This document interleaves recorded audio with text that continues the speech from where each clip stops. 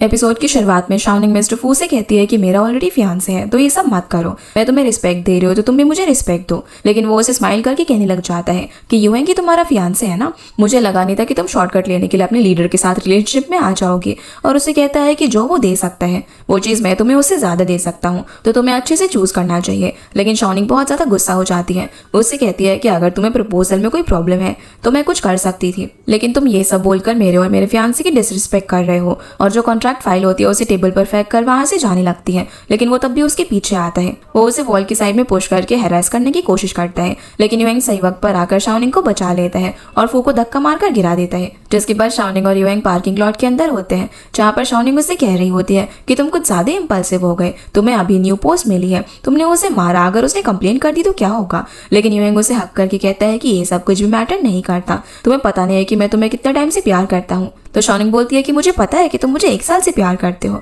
लेकिन यूएंग कहता है कि नहीं, मैं तुम्हें 11 साल से प्यार करता हूँ। वो अब उसे लेकर हाई स्कूल की टेरेस पर जाता है और बोलता है कि मैंने सबसे पहले तुम्हें वाटर टैप से पानी पीते हुए देखा था, उसके बाद तुम मुझे यहाँ पर टेरेस पर मिली थी, और जिस मोमेंट में मैं सबसे ज्यादा डिप्रेस था तब तुम मेरी होप बनी थी। मैं तब से ही तुम्हें पसंद करता हूँ। 2013 में तुम्हारे बर्थडे पर मैंने वो क्ले डॉल बनाई थी तुम्हें देने के लिए, लेकिन नहीं दे पाया। शाओनिंग पूछती है कि वो क्रश वाली डॉल मेरे लिए थी, तो यूएंग हाँ बोलता है। मैं तुम्हें कन्फेस करने के लिए तुम्हारे कॉलेज भी आया था, लेकिन लेट हो गया क्योंकि उस वक्त उसे किसी और ने प्रपोज कर दिया था, जिसके बाद मैं अब्रॉड चला गया। वहाँ पर मैं तुम्हारी पोस्ट फॉलो करता था। अब जैसे मुझे पता चला कि तुम वापस से सिंगल हो गई हो, तो मैं तुम्हें खोना नहीं चाहता था, इसीलिए वापस आ गया। शाओनिंग पूछती है कि तुमने मुझे बताया क्यों नहीं और मुझसे उसी वक्त आकर क्यों नहीं मिले। तो यंग बोलता है कि मैंने देखा कि तुम्हें टाइम चाहिए, इसीलिए जब तुम खुद के लिए फिर से पार्टनर ढूंढने लगी तब मैं अपने आप को नहीं रोक पाया और तुमसे उस ब्लाइंड डेट वाले स्पॉट पर आकर मिला। शाओनिंग बोलती है कि मुझे तो लगा था कि हम मैच मेकिंग के टाइम पर पहली बार मिले हैं, लेकिन तुम मुझे इतने टाइम से पसंद करते थे। यूएंग बोलता है कि मैं अब और वेट नहीं कर सकता और उसे रिंग निकाल कर प्रपोज कर देता है।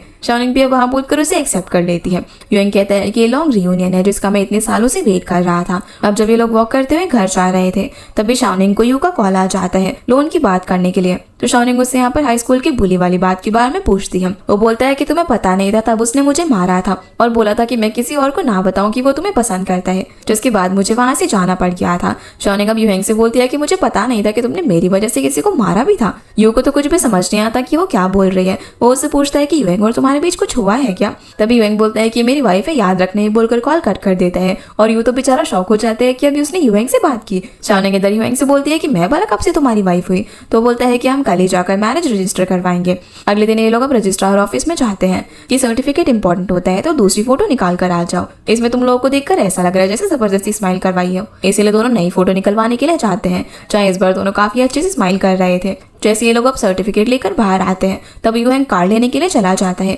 जिन्हें यहाँ पर शाओनिंग की एक पड़ोस वाली आंटी देख लेती है। वो उसकी मॉम को कॉल करके बोलती है कि मैंने अभी भी तुम्हारी बेटी और सन इन लॉ को सिविल ब्यूरो के ऑफिस में देखा था, उन दोनों ने शायद डिवोर्स ले लिया है, क्योंकि वो दोनों अलग अलग रास्ते पे जा रहे थे। जिनके जाने के बाद यूएंग शाओनिंग को एक रोजेस का बुके देता है और फिर दोनों अपने मैरिज सर्टिफिकेट के साथ सेल्फी क्लिक कराते हैं। पर इधर शाओनिंग की मॉम तो बहुत ज्यादा गुस्सा हो रही थी कि वो लेडी भला ऐसे कैसे बोल सकती है, मुझे पता है कि मेरी बेटी के रिलेशनशिप कितना ज्यादा अच्छा है, वो ऐसे कैसे र्यूमर फैला रही है। वो अब शाओनिंग के पास जाने के लिए सोच ही रही थी, पर तभी वो यूएंग के साथ उनके घर पर आ जाती है, जिन्हें साथ में इतने अच्छे से देखकर मॉम की जान में जान आती है। वो अब इन दोनों को बोलती है कि मुझे अपने मैरिज सर्टिफिकेट दो, मुझे किसी को भेजना है। एक आंटी रूमर फैला रही है कि तुम लोग आज सिविल ब्यूरो के ऑफिस में डिवोर्स लेने के लिए गए थे। जो सुनकर ये दोनों सोचने के बाद मॉम को बता देते हैं कि वो दोनों वहां पर गए थे। फिर यूएंग उनसे माफी मांगते हुए बोलता है कि उन्होंने आज ही मैरिज को रजिस्टर कराया है। ये चीज पहले वो उन लोगों को नहीं बता पाए थे। जो सुनकर मॉम नाराज हो जाती है, पर शाओनिंग उन्हें मनाने की कोशिश करती है कि मैं आपको फोटो क्लिक करके भेजती हूँ, उसकी डेट चेंज कर दूंगी जिससे किसी को पता भी नहीं चलेगा और आपका फेस भी बच जाएगा। लेकिन वो नहीं मानती। मॉम कहती है कि मेरी बेटी बड़ी हो गई है, मुझे तुमने ये बात नहीं बताई, आगे जाकर बच्चा भी कर लिया होता तो वो भी नहीं बताती। पर शाओनिंग बोलती है कि ऐसा कुछ भी नहीं है, आप बताओ कि मैं क्या करूँ जिससे आप मान जाओ। डैड कहते हैं कि तुम्हारी मॉम को इससे कोई भी मतलब नहीं है, तुम्हें समझ जाना चाहिए कि मॉम को लाइवली ओकेजन पसंद है। और यहाँ पर वो इनडायरेक्टली उन्हें जल्दी से एक ऑफिशियल वेडिंग करने के लिए बोल रही थी। तो यंग बोलता है कि मॉम अब जल्दी ही लीव लेकर मैरिज अरेंज करेंगे, जो सुनकर मॉम खुश हो जाती है। अब डैड और यंग तो खाना बनाने के लिए चले जाते हैं और मॉम और शाओनिंग आपस में बात करने लग जाते हैं। फिर घर आकर ये दोनों अपने मैरिज सर्टिफिकेट की फोटो एक साथ पोस्ट कर देते हैं। अगले दिन अब जैसे ही शाओनिंग ऑफिस पहुंचती है तो सभी एम्प्लॉयज उसकी मैरिज के लिए उसे कांग्रेचुलेट करते हैं। दूसरी तरफ जाओ यूएंग के ऑफिस में आता है और उससे पूछता है कि मिस्टर फू की कंपनी से कॉल आया था कि वो हमारे साथ काम नहीं करना चाहते, क्या हुआ है? तो युएंग उसे अंदर बुलाकर सब बताता है। वहीं जिंग को भी कॉल आ जाता है कि वो लोग कॉपरेट नहीं कर रहे। तो सबके लिए शाओनिंग उसे सॉरी बोलती है कि मेरी वजह से इतना अच्छा क्लाइंट चला गया।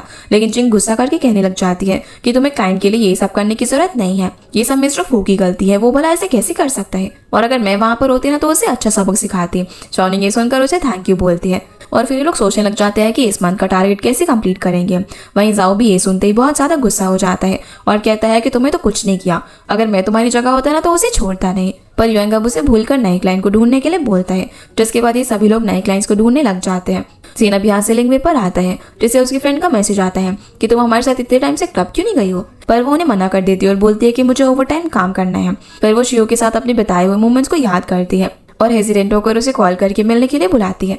ये दोनों ही अब कॉलेज के कैंपस में मिलते हैं, जहाँ एक दूसरे से पूछते हैं कि वो लोग कैसे हैं। शिव बताता है कि वो अच्छा है। उसके बाद दोनों कॉलेज का टाइम याद करने लग जाते हैं कि कैसे शिव से यहाँ पर बास्केटबॉल खेलना सिखाया करता था।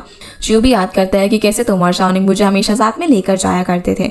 लिंग बोलती है कि तुम्हारे साथ ना मुझे सेफ फील होता था, मैं तुम्हें तभी से पसंद करती थी। यहाँ से फिर हमें पास का सीन दिखाया जाता है, जब ये लोग एक बार रात के टाइम बिल्डिंग से कूदकर अंदर आ रहे थे, जहाँ पर शाओनिंग तो आसानी से कूद जाती है, लेकिन लिंग को डर लग रहा था तो शिव उसकी मदद कर रहा होता है।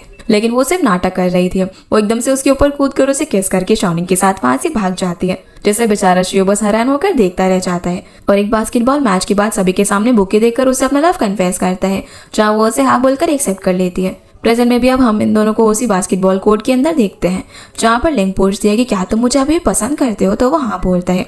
वो उसे सॉरी भी कहता है कि मैं तुम्हें कॉल करना चाहता था, लेकिन हमारे बीच की जो प्रॉब्लम है वो सॉल्व नहीं हो सकती।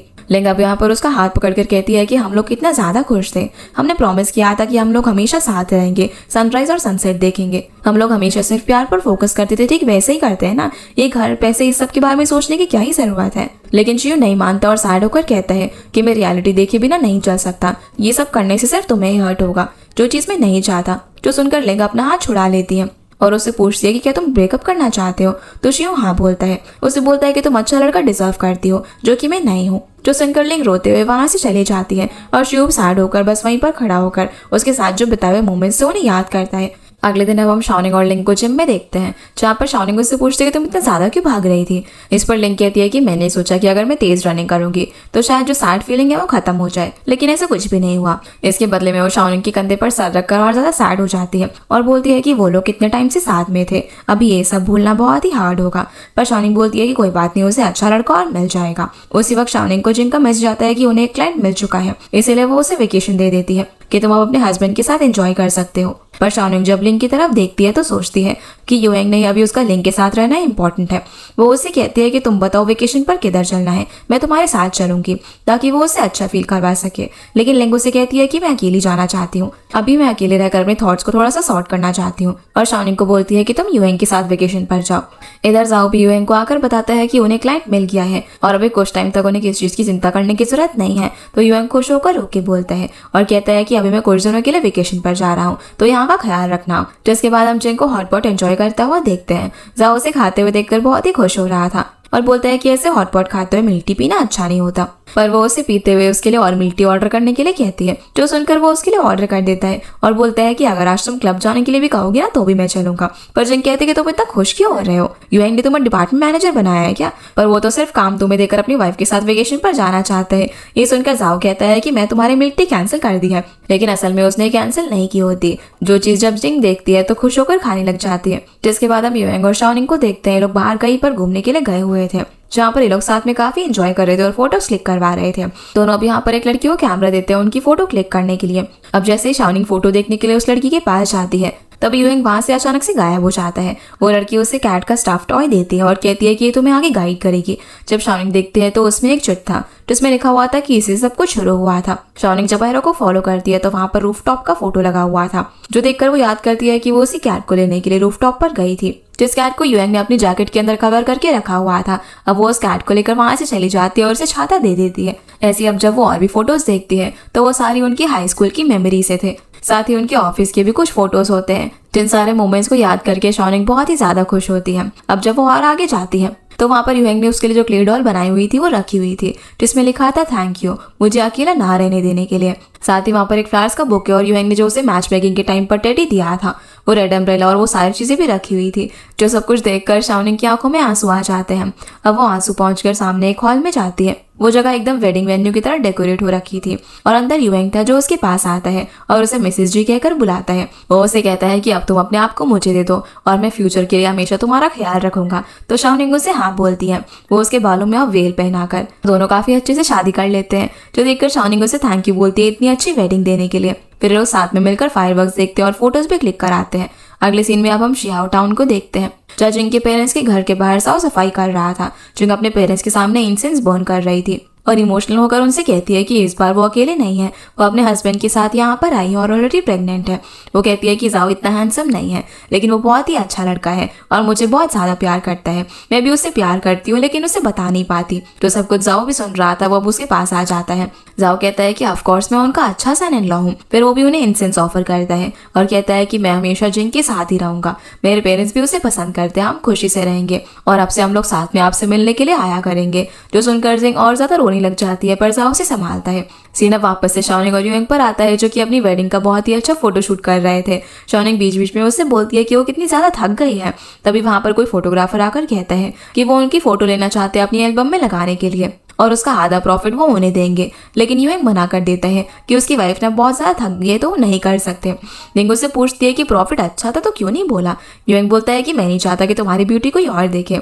तो शाओनिंग कहती है कि हाँ, मैं भी नहीं चाहती कि मेरे हैंडसम हस्बैंड को कोई देखे, और दोनों किस करते हैं। इधर शाओनिंग के पेरेंट्स उन दोनों की फोटो देखते हैं, जहाँ पर डैड तो रोने लग जाते हैं कि मेरी बेटी की शादी हो रही है, पर मॉम उन्हें संभालती है।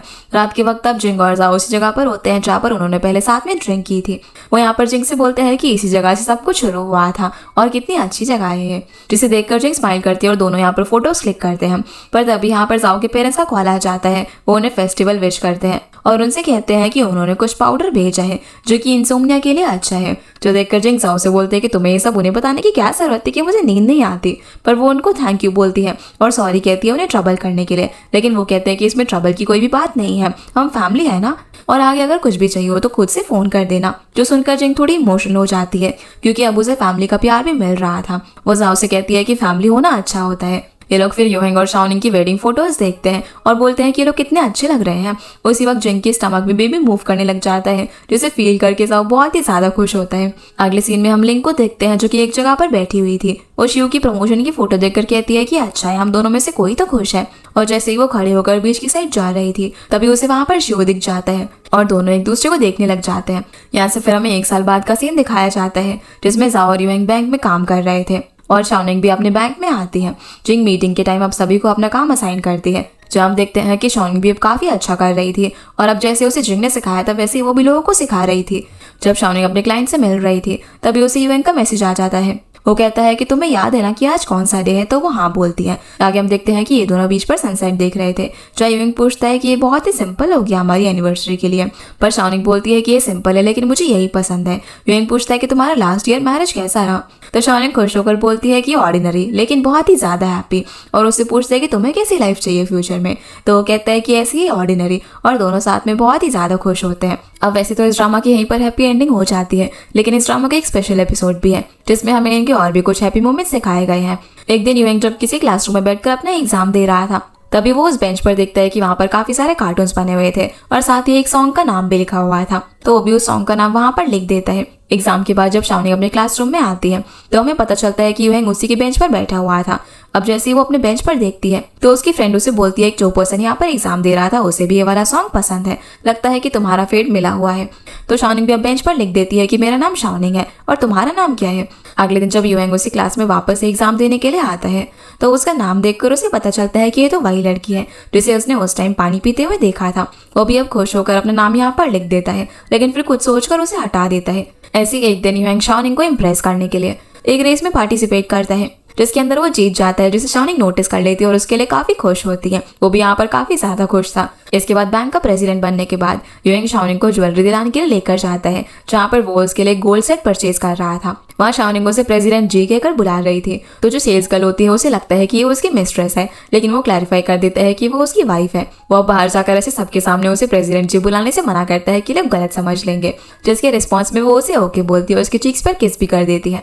इसके बाद दोनों वेडिंग ड्रेस सिलेक्ट करने के लिए जाते हैं, जहाँ पर जैसे ही शाओनिंग वेडिंग गाउन पहनकर आती है तो युएंग उसे देखता रह जाता है क्योंकि वो उसमें बहुत ही ज्यादा अच्छी लग रही थी। फिर वेडिंग से एक दिन पहले शाओनिंग और युएंग अब एक दूसरे से नहीं मिल सकते थे, इसलिए शाओनिंग अपने घर पर होती है, लेकिन वो युएंग को बहुत ही ज्यादा मिस कर रही थी, इसीलिए वो उससे कॉल पर बात कर रही थी। तो वो उसे घर के नीचे आने के लिए बोलता है क्योंकि वो उससे वहां पर मिलने के लिए आया था। शाओनिंग फटाफट से उससे मिलने के लिए आ जाती है और उसे हक करके बोलती है कि तुम मुझे इतना अच्छे से कैसे जानते हो, लेकिन असल में वो भी शाओनिंग को बहुत ज्यादा मिस कर रहा था। पर तभी शाओनिंग को उसकी मॉम का कॉल आ जाता है, बोलती है कि इतनी बड़ी हो गई हो, युएंग से मिला बिना एक दिन भी नहीं रुक सकती, ऐसे बिहेव करो जैसे कि पूरी जिंदगी के लिए अलग हो रहे हो तुम लोग। पर शाओनिंग बोलती है कि मामा को पता है ना हमारा रिलेशनशिप कितना अच्छा है, और वैसे भी आपका और डैड का भी तो इतना अच्छा रिलेशनशिप है, मुझे पता है कि आप भी उनसे ऐसे ही मिलने के लिए गई थी। जो सुनकर मॉम डैड को डांटने लग जाते कि तुमने शाओनिंग को ये सब बताया, मैं तुम्हारी बाद में खबर लूंगी। पर वो उसे इतना लवी डवी होने से मना करके वापस से ऊपर आने के लिए बोलती है।